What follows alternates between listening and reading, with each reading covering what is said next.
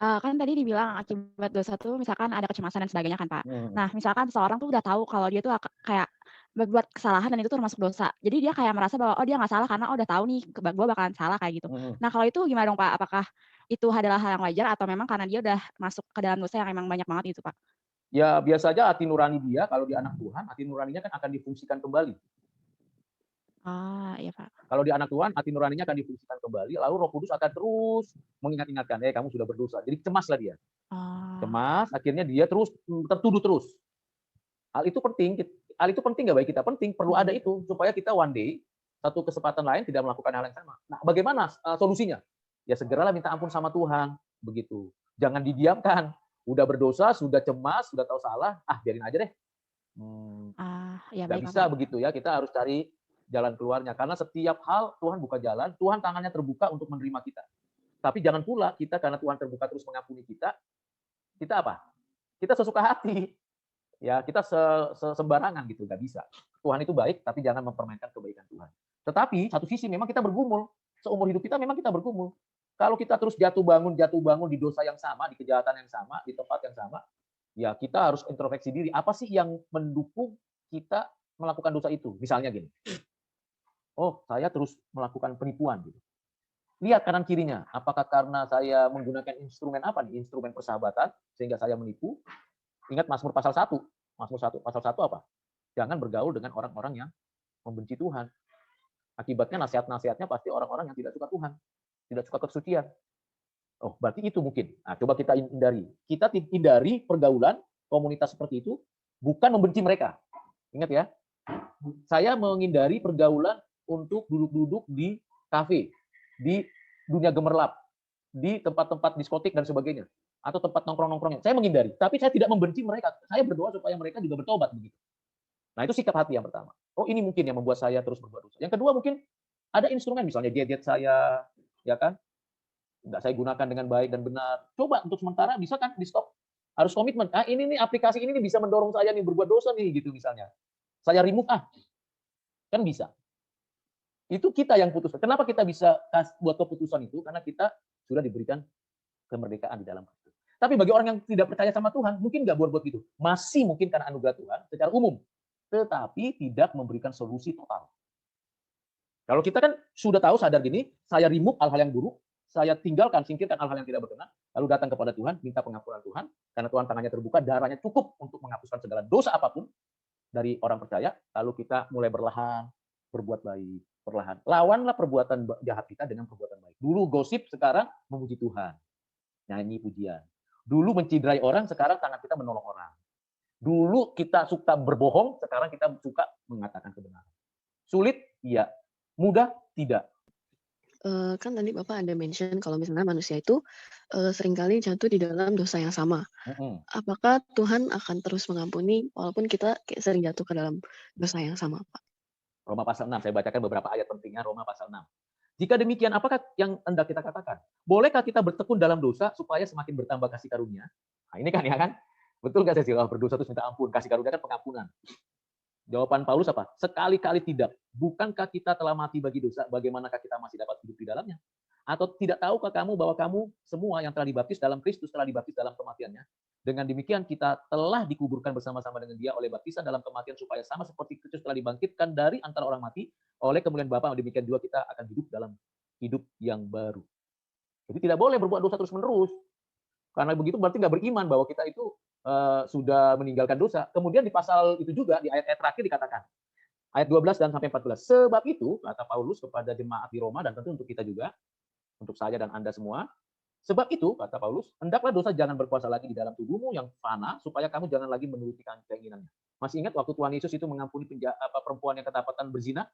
Yang lain, wah matikan, bunuh dia dengan lempar batu. Ngeri kali ya, mati dengan lemparan batu itu mengerikan loh.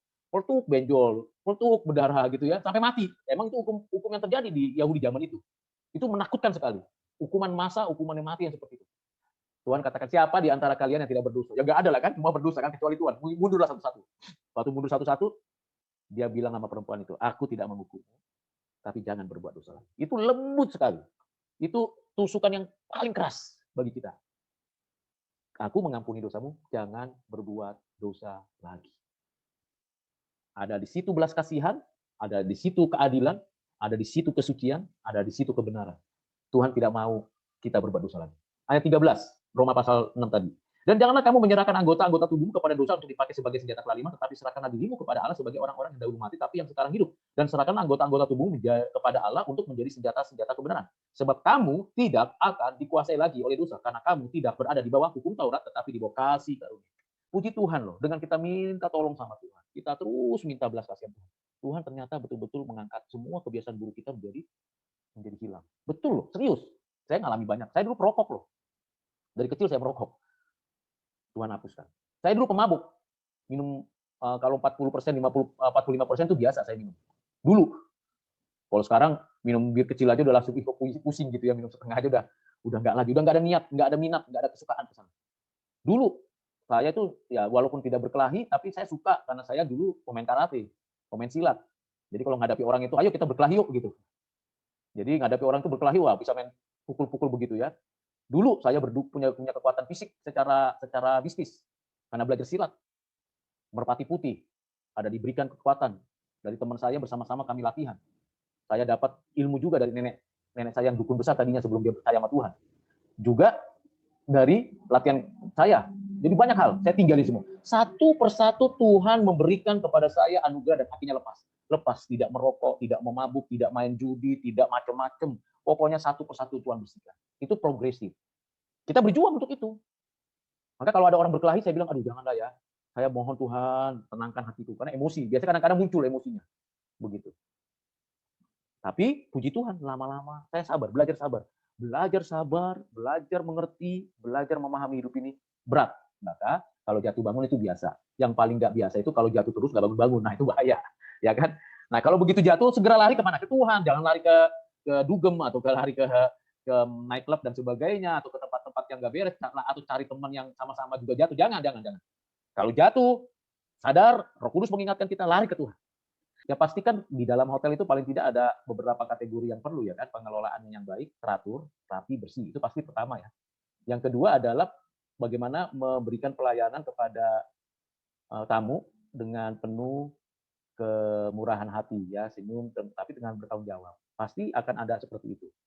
Ya pelayanan baik pelayanan service room maupun juga pelayanan yang lain di food and beverage-nya atau di bagian yang lainnya pasti akan dibuat sebuah upaya agar pelayanan hotel atau pariwisata, khususnya ini kan pengelolaan hotel, pasti akan disampaikan. Jadi bagaimana kita mempunyai teori dan konsep prinsip yang baik di dalam pengelolaan hotel. Pengelolaan hotel itu paling tidak kan ada beberapa kategori tadi saya bilang, bahwa kita selain mempersiapkan segala sesuatunya yang sudah ready, sudah settingnya sudah oke di dalam hotel, sesuai dengan visinya hotel itu sendiri, juga bagaimana menjamu tamu di dalam konstruksi yang baik, yang benar. Berdasarkan ada kebijakan pemerintah berkaitan dengan pengelolaan hotel dan kebijakan internal perusahaan dengan pengelolaan hotel.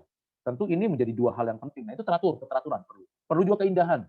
Misalnya di ruang-ruang hotel tertentu, misalnya di kelas suite gitu misalnya, atau di kelas-kelas yang tinggi, bagaimana kita membuat keindahan? Menatap utara, selatan, barat, ke arah timur atau ke arah barat, atau bagaimana? Arah daripada pemandangan itu diatur. Dampak dosanya di mana? Ya dampak dosanya kalau kita tidak mengendalikan diri, kita masukkan tamu yang sebenarnya bukan tamu yang sepasang misalnya. Ya memang kita tidak bisa intervensi urusan personal mereka, tapi kita kan punya data KTP-nya gitu ya. Biasanya seperti itu. Tapi kita juga nggak bisa menjamin bahwa orang itu adalah pasangannya. Nah faktanya kan ada juga seperti itu. Nah di situ kita harus punya kepekaan, belajar hikmat. Kita tanya betulkah ini pasangan ibu atau pasangan bapak? Tetapi personal, jangan sampai tamu lain tahu. Nah ini sangat tidak mudah, perlu bijaksana.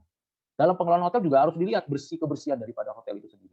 Ruang per ruang, lobinya dan sebagainya, penataan penerimaannya, lalu lobinya berapa lama, ruang tamunya, ruang tunggunya dan sebagainya, sampai kepada bagian yang ke dalam. Lalu makanannya, sarapannya, breakfast-nya, bagaimana pengaturannya, menunya apa yang cocok dengan tamu-tamu yang dari luar atau tamu-tamu yang lokal dan sebagainya.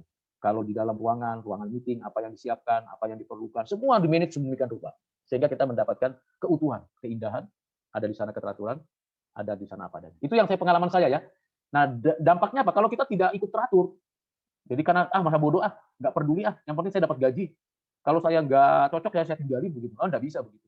Diri kita mempengaruhi, kehadiran kita mempengaruhi hotel itu memiliki kualitas bintang 5, bintang 4, atau sama sekali tidak ada. Saya bisa menemukan kebenaran di alam ini karena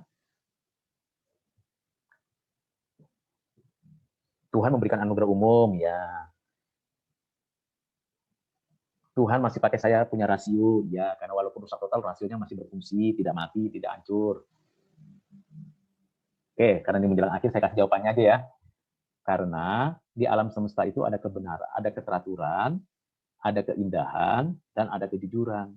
Karena teratur semua, rasio kita bisa mengamatinya, pengalaman kita bisa merasakannya, intuisi kita bisa mendorongnya, sehingga kita bisa tulis, oh iya, apel jatuh dan sebagainya. Oh iya, manusia berkerumun, manusia berkeluarga, itu tertulis. Oh ada butuh ini, butuh itu, ada ditulis. Karena indah, ya kan, keindahan warna, keindahan keragaman, itu disusun. Lalu kenapa? Karena jujur, apa adanya alam ini. Dia tidak dibuat-buat. Burung bisa terbang, kemudian apel bisa jatuh, manusia bisa membentuk keluarga, komunitas. Oh, ditulis sama ahlinya bidang masing-masing. Dan lalu ditemukanlah sebuah teori. Hanya arahnya, tujuannya jadi salah. Karena apa? Manusia sudah berdosa. Pada dirinya, ilmu pengetahuan itu otonom, berfungsi.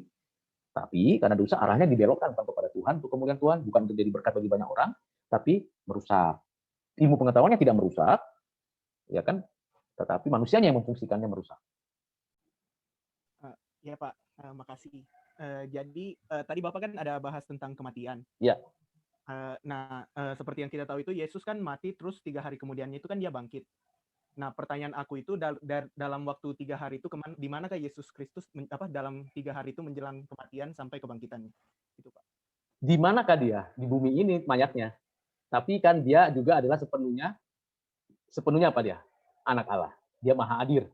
Tapi juga dia adalah sepenuhnya manusia. Mayatnya, tubuh jasmaninya, ya di kuburan. Yang dipinjamkan siapa, William?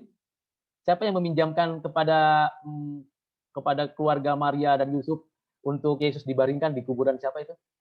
Yesus dikuburkan di mana dia?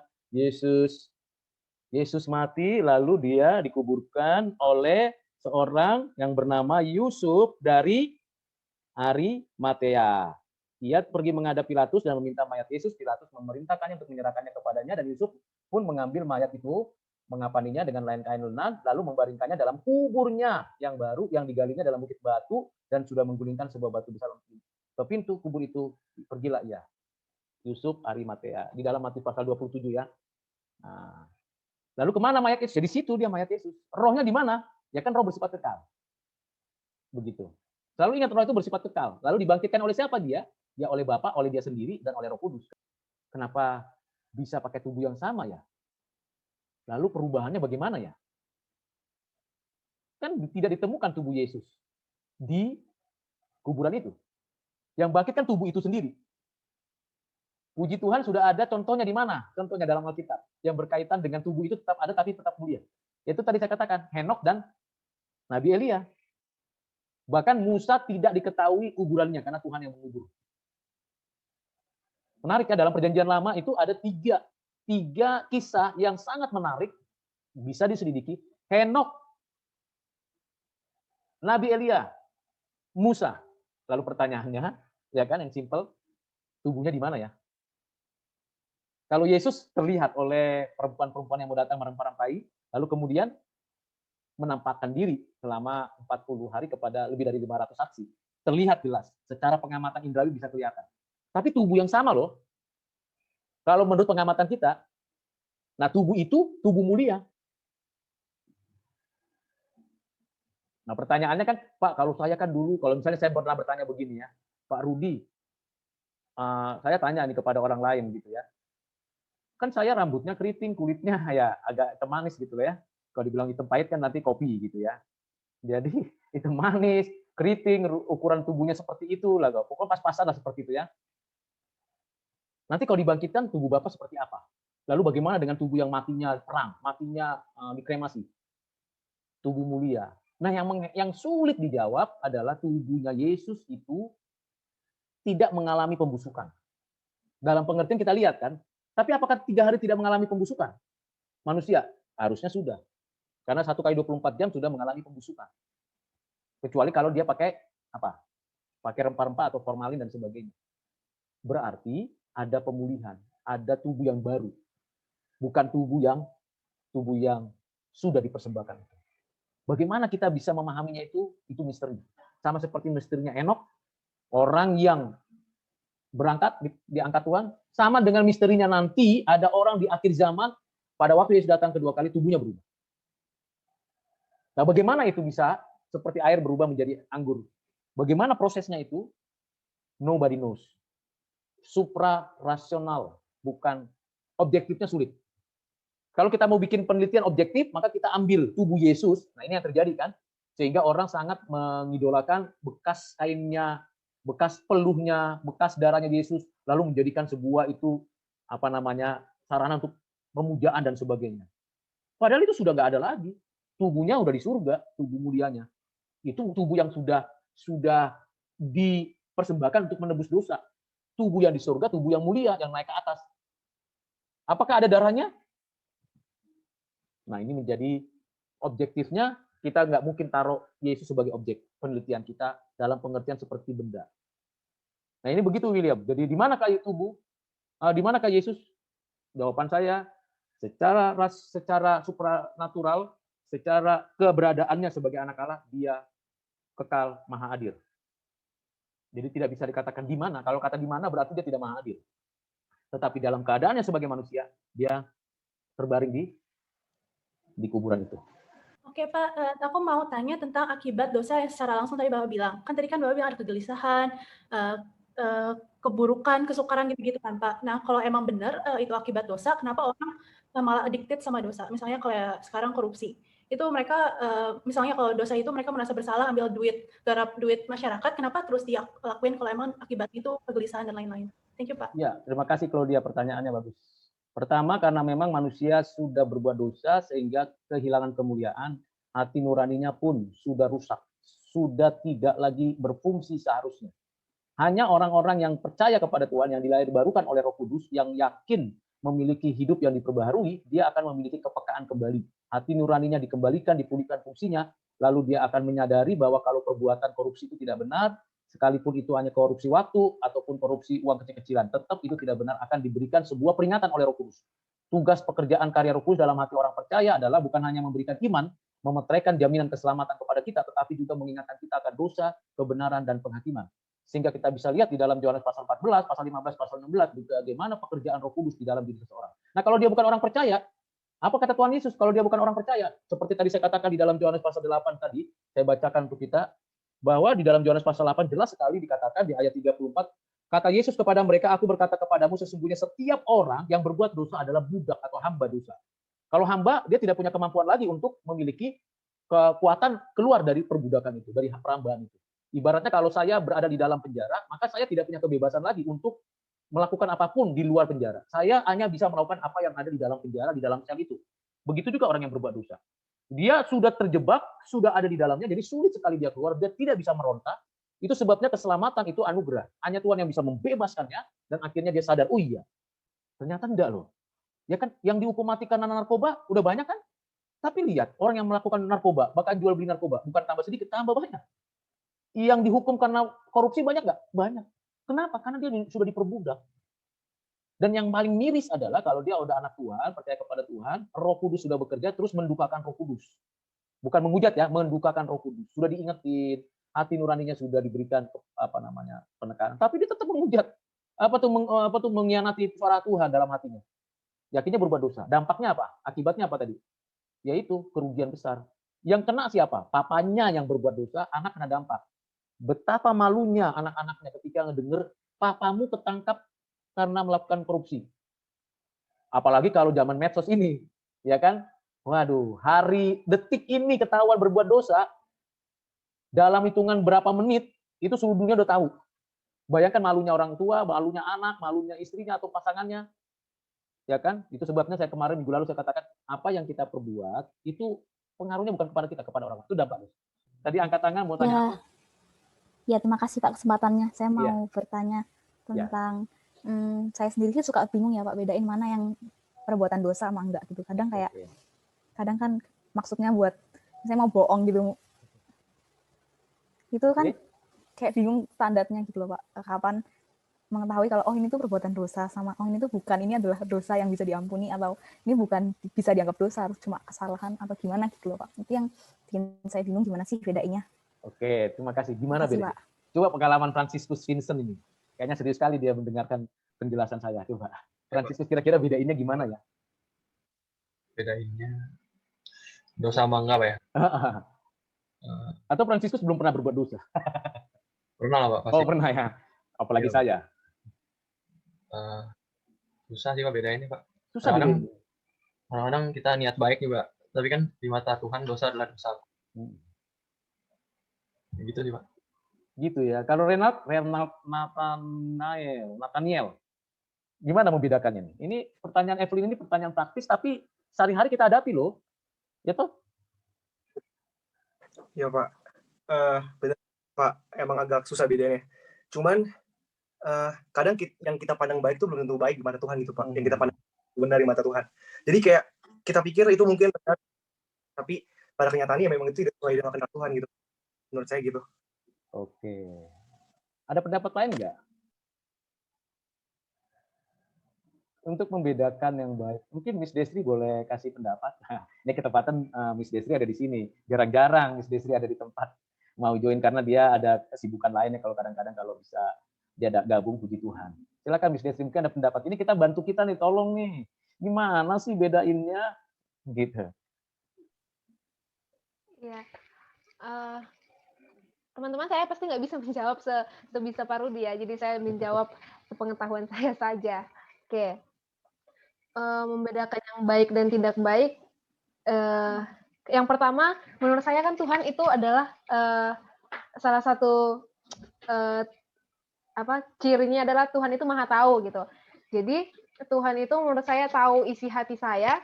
Jadi tadi yang seperti yang disampaikan sebelumnya itu kadang menurut saya itu sudah baik, tapi kan belum tentu itu menurut Tuhan baik gitu. Nah tapi coba dipikirkan lagi, Tuhan itu pasti tahu isi hati saya. Kalau saya memikirkan hal A ini adalah hal yang baik, saya melakukan itu, Tuhan tahu itu gitu.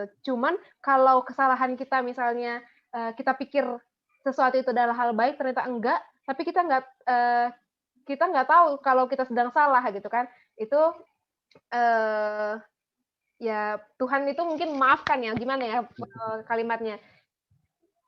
Kalau intinya kalau teman-teman, kalau kita merasa yang kita lakukan itu baik, selagi itu tidak melawan, tidak berada di jalur luar kehendak Tuhan, ya itu adalah hal yang baik gitu.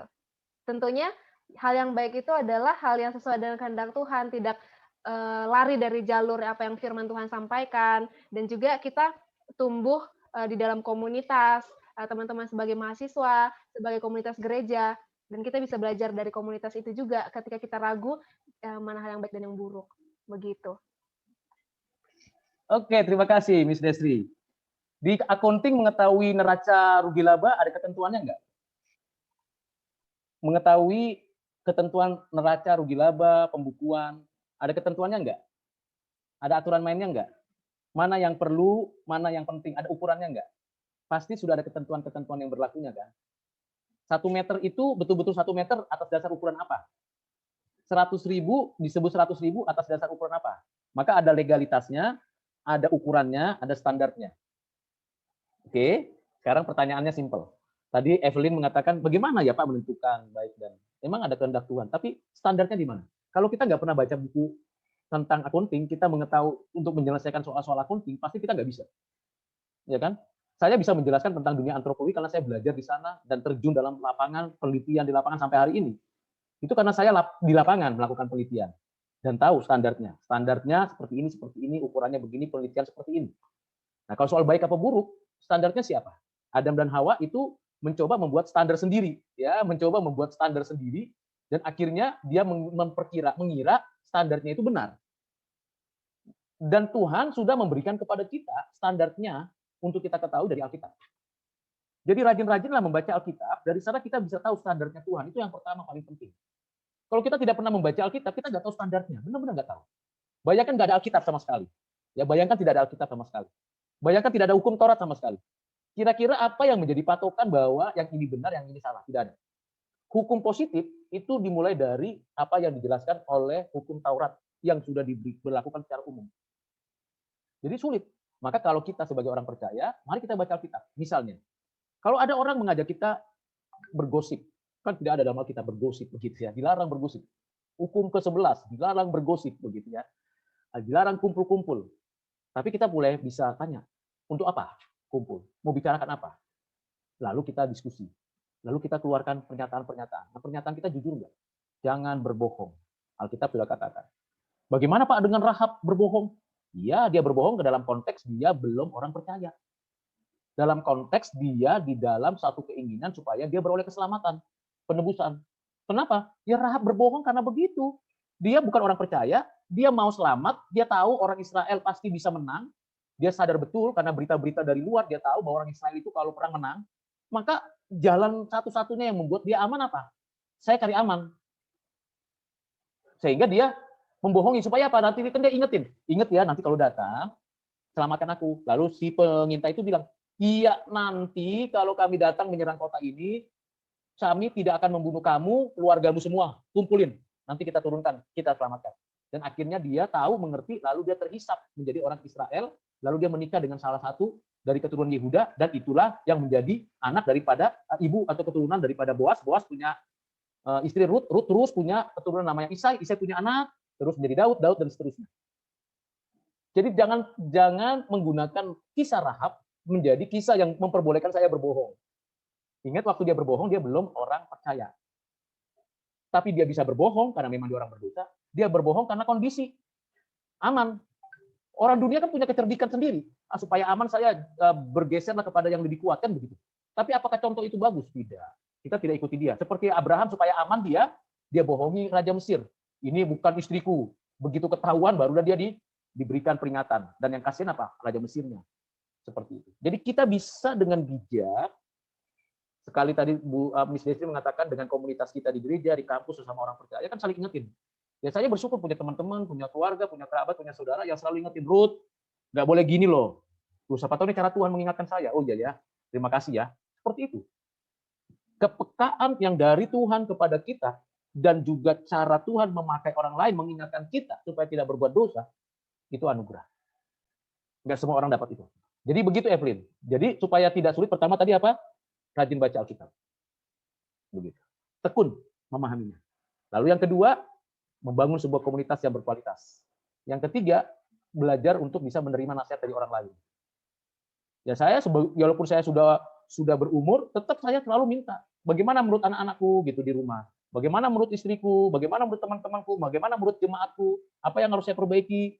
Begini Pak Rudi jangan marah ya. Enggak, saya enggak marah, saya senang malah.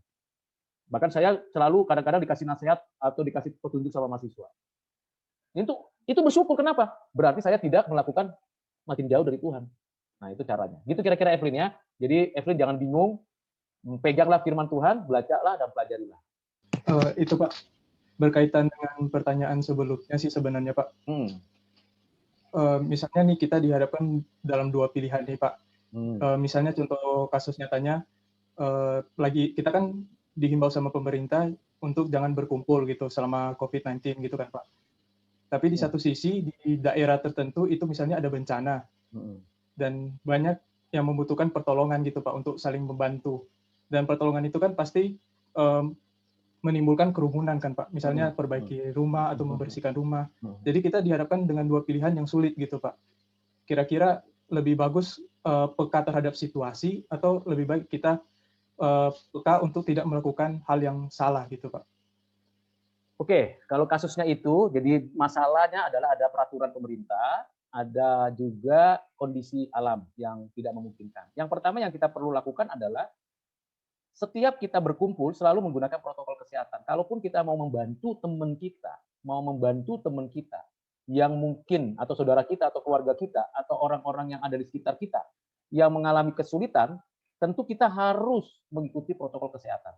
Nah, persoalannya adalah apakah yang membantu itu dimungkinkan untuk mendapatkan APK ya. APK itu sarana untuk kita menjaga protokol kesehatan atau tidak. Kalau kita tidak bisa memungkinkan dapat, kalau kita mau membantu orang yang kena longsor, banjir dan sebagainya, lalu pemerintah setempat itu memberikan semua perangkat dan kebutuhan untuk kita tidak terkena COVID atau kita tidak ikut di dalam menyebarkan virus itu sendiri, ya silakan kita ikut berbagian di sana. Tetapi kalau tidak, ada dua cara yang paling penting yang kita lakukan selain berdoa adalah bersumbangsi. dana. Jadi itu hal yang perlu kita lakukan. Itu kan juga perbuatan baik. Tetapi kita harus, kalau kita mau terjun, kita tidak akan melanggar peraturan pemerintah kalau kita ikuti ketentuan yang berlaku. Ada ketentuan-ketentuan yang khusus yang berkaitan dengan wilayah-wilayah bencana. Itu tanggap darurat namanya. Jadi ada prosedur yang berlaku di sana, tentunya kita tidak memahami secara utuh, itu sebabnya perlu berkonsultasi dengan setiap pengamangku kebijakan. Implementasinya seperti apa untuk kita bisa mengikutinya, dan apakah kita layak mengikutinya, ada ketentuan yang berlakunya. Seperti itu kan. Jadi perbuatan baik kita betul-betul bukan perbuatan baik yang sembrono dan ceroboh, tetapi bertanggung jawab dan akhirnya bermanfaat untuk orang lain. Kecuali memang mendadak insidental, misalnya saya mau kuliah, tiba-tiba ada orang ternyata di depan saya ada tabrakan, dan saya lihat gitu. Saya mau kuliah atau saya membantu orang ini? Nggak ada orang lain loh. Nggak ada orang lain di sana. Apa yang saya lakukan? Pertama yang saya lakukan, kalau saya, adalah saya kasih tahu, Pak, saya tidak ikut kuliah karena saya menolong orang lain. Saya membantu orang, ini buktinya. Saya kasih foto, saya kasih videonya. Lalu kita cepat segera bawa orang ini ke rumah sakit. Jadi 2 tindakan baik yang kita lakukan. Kita tidak bohongin dosen kita dong. Pak, sorry aku nggak mau nih gini. Tapi akhirnya kita menipu. Saya lagi ada urusan nih Pak, padahal kita lagi nolong orang. Nah, itu tindakan kita. Misalnya ada orang yang ketahuan menipu. Kita ketahui, kita sekali lagi seperti minggu lalu saya katakan, banyak-banyak berdoa untuk orang yang mau kita tegur. Tapi kalau insidental, jadi mendadak begitu terjadi, ya kita harus sikap. Kita tegas, tapi juga fleksibel. Kita harus fleksibel, tapi juga jangan sampai kita kehilangan kontrol. Itu penting. Misal, kenapa kayak banyak banget orang-orang Kristen yang mereka mengklaim bahwa mereka itu nggak percaya sama ilmu pengetahuan gitu. Kayak contohnya kayak COVID ini.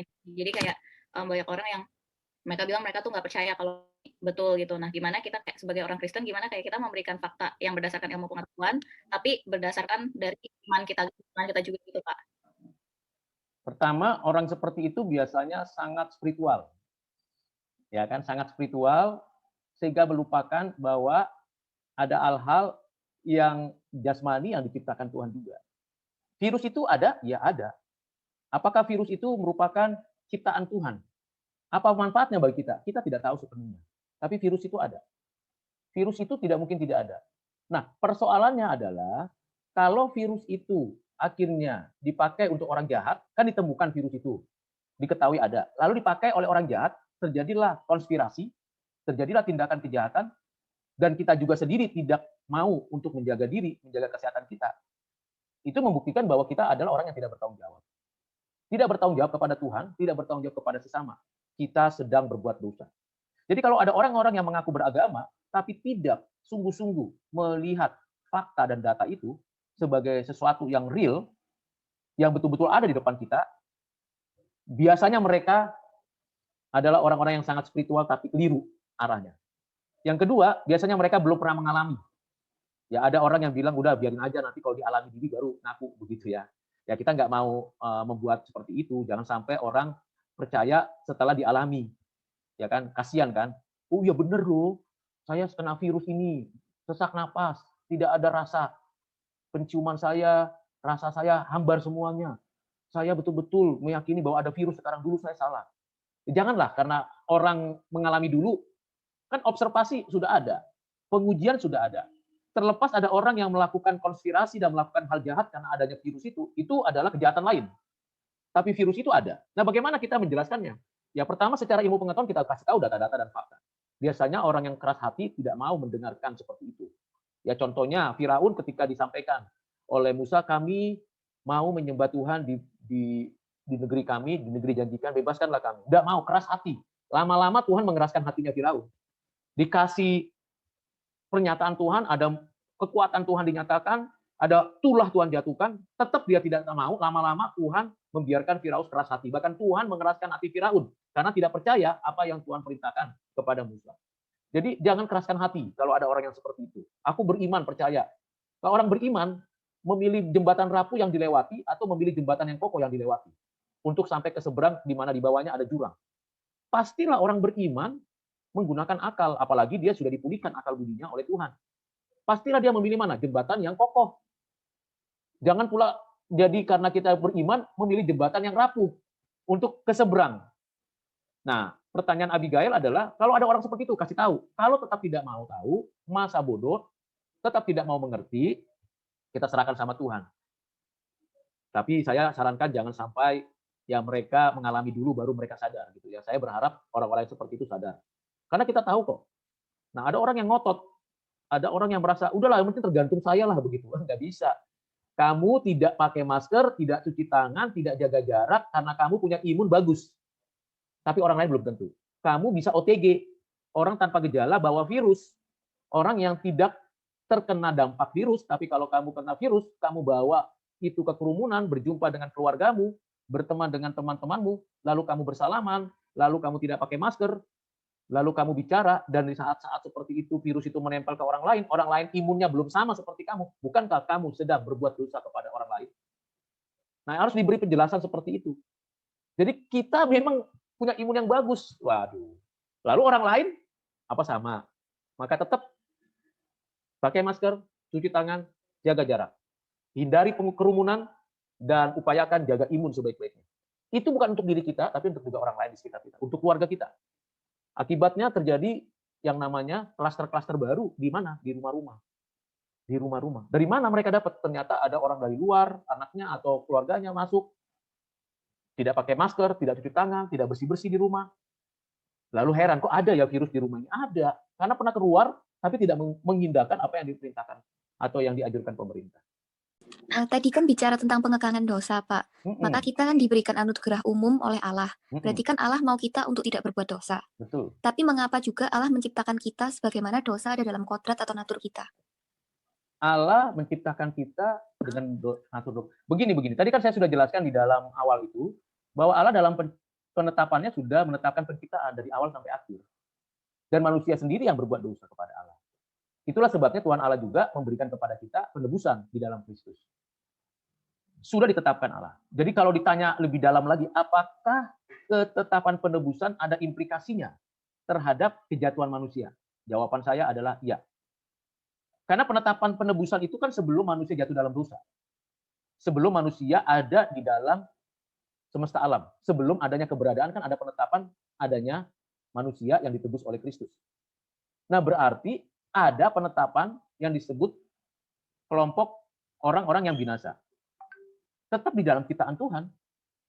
Artinya dengan kata lain, secara implisit, di dalam ketetapan penebusan, ada satu kondisi kejatuhan. Itu sebabnya segera ada kejatuhan, tapi arah dari kejatuhan itu, yang menyebabkan kejatuhan itu, bukan Tuhan Allah. Allah baik pada adanya. Manusia yang diberi kebebasan yang tidak taat. Jadi ini misterinya dosa di sana. Saya ulangi, misterinya dosa di sana. Ada penetapan Tuhan untuk umat pilihan, dan ada orang yang tidak dipilih. Allah Maha Tahu, Allah beranugerah. Dan faktanya manusia sudah jatuh dalam dosa. Allah tetap menyatakan dan menggenapi seluruh karyanya, sehingga ada penciptaan dari awal sampai akhir zaman. Sehingga ada providensia. Namun kita harus tahu, di tengah-tengah itu, di dalam kondisi penciptaan dan providensia ada orang pilihan. Maka saya katakan tadi, implikasi atau dibalik keberadaan penebusan itu, maka kejatuhan itu bagian dari sana. Nah, ini adalah yang kita lihat secara logis. Tetapi bagaimana itu bisa terjadi di dalam konteks ketidaktahuan kita memahami apa yang Tuhan rancang sepenuhnya, maka kita masuk ke dalam Ulangan 29 ayat 29. Ada hal-hal yang dinyatakan dan ada hal-hal yang tidak dinyatakan. Hal-hal yang dinyatakan itu untuk kita tahu dan kita mematuhinya. Tapi ada hal-hal yang tidak dinyatakan, kita tidak diberitahu, dan kita tidak boleh berasumsi. Jadi saya sudah memberi jawaban 3 hal tadi. Yang pertama, fakta. Yang kedua, penetapan, penebusan. Yang ketiga, dasar dari ada hal-hal yang tidak kita ketahui dan ada hal-hal yang kita bisa ketahui. Kalau orang-orang nggak percaya itu kan punya karunia-karunia dari Allah kan untuk menghasilkan kebudayaan yang baik. Nah, apakah ateis itu juga merupakan suatu anugerah umum? Terus bagaimana sih kita menanggapi saat pengajaran-pengajaran yang berbeda sama kekristenan itu punya pergerakan yang lebih tinggi dibanding pergerakan yang lebih tinggi di dunia dibanding kekristenan? Oke. Semua manusia diciptakan Tuhan, semua manusia memiliki akal, budi, afeksi, kehendak, walaupun kebebasannya menjadi kebebasan yang terbatas. Tiap manusia diberikan kemampuan untuk mencari, menemukan, merumuskan kebenaran di alam ini. Termasuk orang ateis. Sehingga kita tidak alergi, tidak menolak, dan tidak mengatakan najis atau cemar terhadap semua penemuan teknologi yang dihasilkan oleh manusia. Hanya saja kita sebagai orang percaya harus memiliki satu sikap pembelajar, yaitu menyelidiki dan mengobservasi sambil kita mengamat-amati dengan pengalaman kita, apakah ilmu pengetahuan dan teknologi itu bermanfaat untuk diri dan orang lain? Apakah ilmu pengetahuan dan teknologi yang dihasilkan oleh orang-orang yang tidak percaya itu betul-betul adalah kebenaran yang sudah lengkap atau perlu dikembangkan oleh kita? Itulah sebabnya orang Kristen, entah Katolik, entah Protestan, bertanggung jawab penuh untuk meningkatkan kualitas pendidikannya. Orang Kristen yang malas itu berdosa kepada Tuhan Allah. Orang Kristen yang IP-nya cuma 2 itu berdosa kepada Allah. Orang Kristen yang hanya pandainya menggunakan teknologi tapi tidak mau belajar ilmu pengetahuan itu berdosa kepada Allah. Jangan mempermalukan nama Tuhan karena kita tidak mau belajar dengan serius. Nah, orang-orang ateis yang tidak percaya Tuhan saja pintar. Pintar memanfaatkan kebenaran Allah. Segala kebenaran adalah kebenaran Allah. All truth is God's truth. Segala kebenaran adalah kebenaran Allah. Maka kita harus berusaha memanfaatkan. Sayangnya banyak orang Kristen tuh take it for granted, ya sudah aku udah masuk surga, nggak perlu lagi lah pusing-pusing dengan dunia ini. Tidak, itu salah. Tuhan perintahkan kita melaksanakan mandat budaya. Anugerah umum bagi semua orang. Bagi kita juga toh. Bagi kita juga. Lulusan dari manajemen itu menghasilkan orang-orang yang cendikiawan yang hebat-hebat. Pengusaha-pengusaha yang mengerti tentang manajemen yang baik. Orang-orang yang hebat di dalam mengelola perusahaannya dan menjadi saluran berkat bagi orang lain. Nah, ini yang harus kita kerjakan. Sehingga kita tidak malu hati kan. Oh, saya orang Kristen, saya percaya kepada Kristus. Tapi kualitas hidupnya, kualitas akademisnya, kualitas di dalam hubungannya dengan orang lain itu lebih baik orang yang tidak percaya kepada Tuhan. Wah, malu sekali. Ketika kita tidak lebih baik daripada orang-orang dunia, kita sedang mempermalukan nama Tuhan. Itu prinsip. Namun kalau ada orang-orang ateis, orang-orang yang tidak percaya kepada Tuhan memiliki kemampuan itu, kita harus hargai. Jangan remehkan, rendahkan oleh karena dia berbeda dengan kita. Berbeda ras, berbeda agama, berbeda kepercayaan, berbeda etnis, berbeda tempat, dan sebagainya. Lalu kita menganggap itu jahat. Tidak. Kalau itu baik, kalau itu benar, kita harus apa? Kita harus hargai, kita harus terima. Karena all truth is God's truth. Segala kebenaran adalah kebenaran Allah. Itu sebabnya kita bersyukur kepada Tuhan. Ada teknologi yang kita pakai, Zoom misalnya. Saya tidak tahu pemilik dan pengelola dan penemu Zoom itu apakah orang Kristen, orang takut akan Tuhan atau tidak. Saya tidak tahu. Sepenuhnya saya tidak mengerti. Tetapi kita bersyukur sehingga dengan itu kita bisa memanfaatkan teknologi Zoom ini untuk bisa kuliah. Moodle, kemudian Stream, kemudian Teams, kemudian media sosial lainnya. Itu siapa yang menciptakan? Siapa yang menemukan? Siapa yang membuat? Siapa yang mendapatkan pengertian? Kita manfaatkan. Hanya tadi saya katakan kalau sudah bagus, sayangnya kita tidak memanfaatkan untuk hal yang baik. Banyak kan di Facebook atau di Instagram atau di YouTube, isinya adalah justru hal-hal yang berdosa dan kejahatan yang dipopulerkan. Jadi itu pendapat saya, pemikiran saya, prinsipnya adalah hargai segala hal yang baik, yang benar, yang hasil karya manusia. Dan itu datangnya dari Tuhan. Pak, saya mau nanya. Ya, Karen Valeni, silakan. Tadi kan dikatakan bahwa ketetapan Allah itu, penebusan itu sudah ada sebelum awal penciptaan. Artinya apakah Tuhan itu sudah tahu bahwa pada akhirnya itu manusia bakal berbuat dosa? Kalau tidak tahu, bukan Tuhan Allah. Kalau tidak tahu, bukan Tuhan Allah. Dia pura-pura jadi Tuhan aja. Dia pengetahuannya, kemahatauannya, intelektualitasnya, atribut Allah yang intelektual itu dia maha tahu. Dia tahu, dia mengetahui manusia kemungkinan berdosa ada. Maka tadi saya katakan, secara implisit bahwa kejatuhan manusia itu di dalam satu ketetapan juga. Tapi ini kan sulit dimengerti kita, tadi saya katakan. Sulit dimengerti kita, tidak mudah kita memahami. Tapi faktanya kan begitu.